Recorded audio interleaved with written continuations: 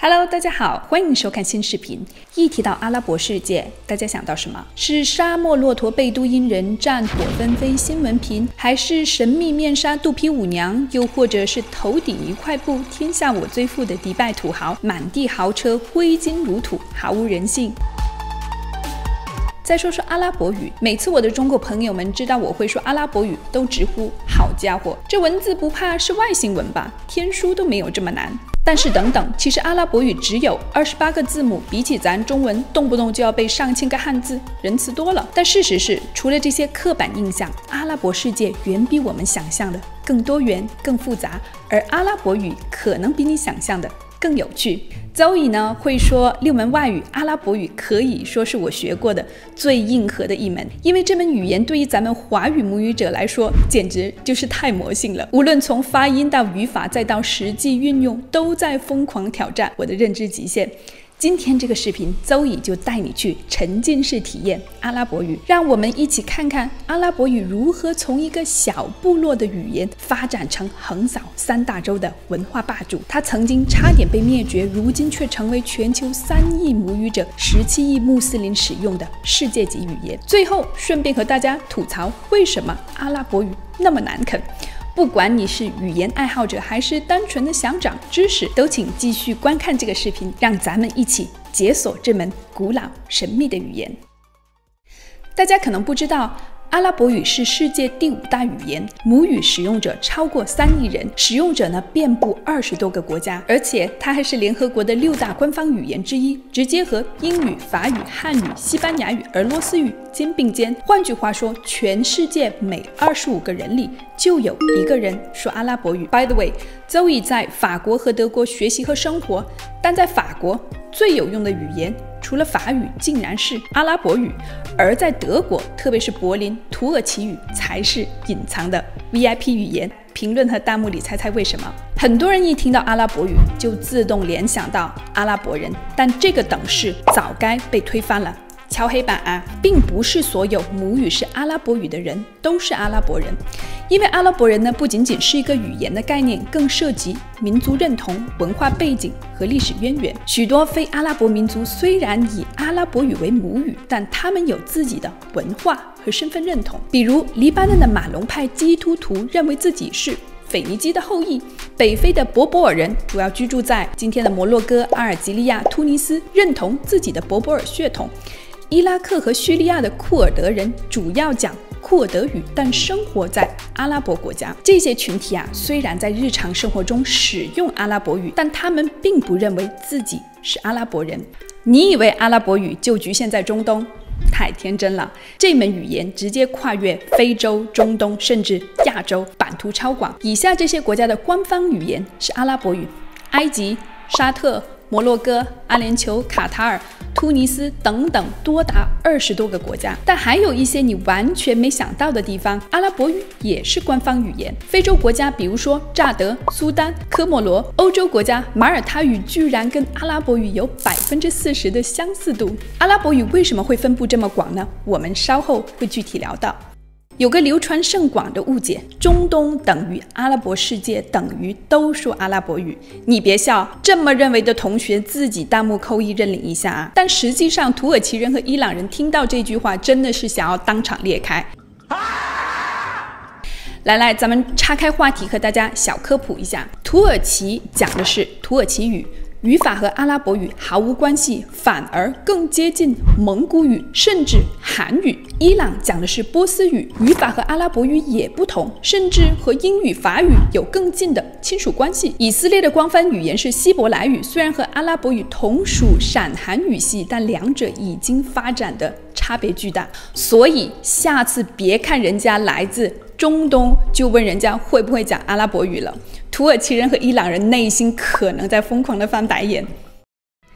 阿拉伯语呢，不仅是阿拉伯人的母语，它还是伊斯兰教的经典语言，影响范围覆盖全球17亿穆斯林。你可能不知道，很多非阿拉伯国家的穆斯林都会诵读阿拉伯语，哪怕他们平时不说。比如巴基斯坦的官方语言是乌尔都语，但所有清真寺都用阿拉伯语进行祈祷。每个穆斯林在学习伊斯兰教时都会学习古兰经的阿拉伯语诵读。印度尼西亚是全球穆斯林人口最多的国家，超过2.3亿，但他们的母语是印尼语。然而每天5次的祷告萨拉和清真寺的诵经依然全是阿拉伯语。马来西亚的穆斯林必须学习阿拉伯语来完成伊斯兰教的课程，政府甚至提供阿拉伯语的课程培养伊斯兰学者。所以你哪怕一辈子不去任何的阿拉伯国家，你也一定会在世界各地听到阿拉伯语。话说阿拉伯语的家族背景挺硬的，它可不是什么孤儿语言，而是闪韩语系家族的一员。这个家族里有谁啊？有希伯来语，以色列人用的语言；阿卡德语，古巴比伦人说的语言。早没了啊！阿姆哈拉语，埃塞俄比亚的官方语言。可以说，阿拉伯语是和古埃及苏美尔文明并存的一员，历史比你想象的要老很多。但是在早期，阿拉伯语只是沙漠里的小透明，它主要呢在阿拉伯半岛上流行，被贝都因游牧民族使用。那时候呢，它只是个方言堆，远远比不上当时的大佬语言，比如说拉丁语，罗马人用的；希腊语，哲学家们在用的；波斯语，萨珊王朝的官方语言。但没想到，命运的齿轮开始转动了。公元7世纪，阿拉伯语迎来了人生的高光时刻，伊斯兰教诞生了。穆罕默德在麦加创立了伊斯兰教，而古兰经也是用阿拉伯语写成的，这就直接让阿拉伯语从普通语言变成了宗教圣言。于是阿拉伯语绑定伊斯兰教开始疯狂扩展，伊斯兰教传播到哪儿，阿拉伯语就跟到哪。学伊斯兰教等于必须学会阿拉伯语，所以大量非阿拉伯人开始学习阿拉伯语。阿拉伯帝国哈里发帝国开启扩张模式，版图直接推到西班牙和印度。公元8世纪左右，阿拉伯语成为整个中东北非甚至西班牙的统治语言。阿拉伯语一跃成为国际大语言，波斯语、希腊语、拉丁语都开始被挤压，就像今天的英语一样，阿拉伯语在当时可是国际通用语。你以为阿拉伯人只是在传播宗教？No， 他们呢还是当年的科学界扛把子。公元8到13世纪，阿拉伯世界进入黄金时代，各种学者在巴格达、科尔多瓦、开罗这些地方疯狂地搞科研。阿拉伯语直接成为全球学术语言。阿拉伯语留下了哪些影响呢？代数学这个单词就是阿拉伯语 al-jabr 来的，数学课呢都逃不开阿拉伯人。阿拉伯数字还有0。阿拉伯人呢，将印度数字体系传播到了欧洲，彻底取代了罗马数字，使数学计算更高效。阿尔巴塔尼改进了正弦、余弦、正切的计算，为天文测量提供精确的工具。伊本·希纳，医学之父，他的医学典范成为欧洲500年间的医学教材。举个类比，当年的阿拉伯语在学术界的地位相当于今天的英语。你想搞学术啊，就必须要学阿拉伯语。到了13世纪，阿拉伯语的辉煌时期开始走下坡路了。为什么呢？蒙古人来了，巴格达被攻破，阿拔斯王朝破灭，阿拉伯世界进入了混乱的时期。西欧崛起，文艺复兴、工业革命，英语、法语、西班牙语开始崛起，阿拉伯语的国际语言地位下降。殖民时期到了19到20世纪，法国、英国开始殖民阿拉伯国家，法语和英语大量渗透，导致很多阿拉伯国家的精英阶层更喜欢讲外语。虽然现在阿拉伯语的全球通用语地位被英语取代，但它依然是世界第5大语言，并且在一些领域依然很牛。除了前面说的它是联合国的官方语言之一，全球穆斯林都需要学习的语言，石油和金融大国像沙特、阿联酋、卡塔尔都在用阿拉伯语。在社交媒体上，阿拉伯语用户增长最快，甚至有人预言它会卷土重来。说不准啊，周瑜哪天就开个阿拉伯语的频道。就像今天的汉语，虽然呢我们不是全球第一语言，但随着中国经济的崛起，它的影响力正在重新上升。接下来咱们简单的聊聊这个语言本身。朋友们，学语言这事儿啊，咱中国人是见过大风大浪了，什么拼音啦、繁体啦、简体啦、方言大战，通通不在话下。But 阿拉伯语这门语言真的让人一秒怀疑人生。这也是为什么汉语和阿拉伯语并称为世界最难语言。首先来说说发音，学阿拉伯语，你的嗓子真的得有点那个抗噪的能力，因为它的发音和汉语完全不在一个维度上。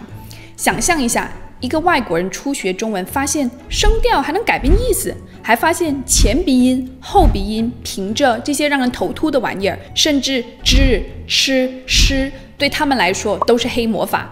阿拉伯语对咱们华语母语者来说就是这种魔幻的程度。阿拉伯语的细节在各种喉音，比如说哈、哈、哈，大家听起来是不是都是哈？其实就和老外听咱们说妈妈、妈妈一个感觉。你哈的位置哈错了，意思全都改变。